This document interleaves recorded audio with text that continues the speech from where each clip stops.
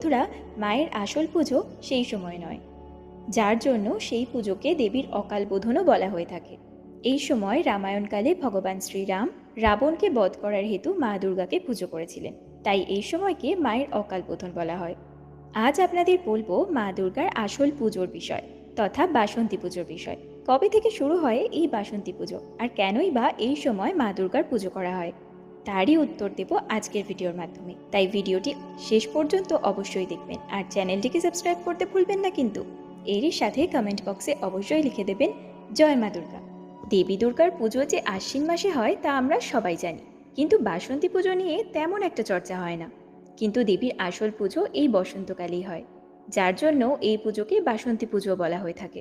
এই পুজো শুরু করেছিলেন রাজা সুরত বসন্তকালে। সেই থেকে আজও বসন্তকালে দেবীর পুজো করা হয়, যাকে বর্তমানে বাসন্তী পুজো নামে অভিহিত করা হয়। এই পুজো